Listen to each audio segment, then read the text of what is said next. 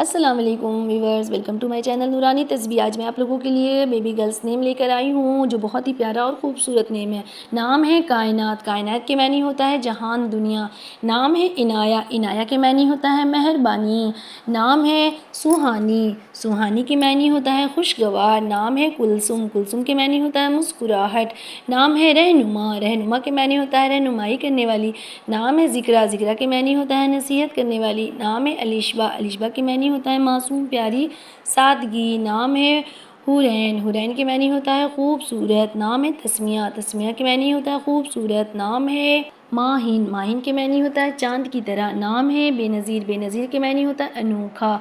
नाम है मरवा। मरवा के मानी होता है मक्का में एक पहाड़, उसका नाम मरवा है। नाम है यशफीन। यशफीन के मानी होता है शिफा, सेहत। नाम है आबिया। आबिया के मानी होता है खूबसूरत, खुश। नाम है अफशा। अफशा के मानी होता है बहुत खूबसूरत। नाम है जोहा। जोहा के मानी होता है रोशनी। नाम है तस्मिया। तस्मिया के मानी होता है बिस्मिल्लाह करना, बिस्मिल्लाह कहना। नाम है अलशिफा। अलशिफा के मानी होता है मीठा और प्यारा। नाम है साबिया। साबिया के मानी होता है बुलंदी। नाम है दानिया। दानिया के मानी होता है करीब, झुकी हुई।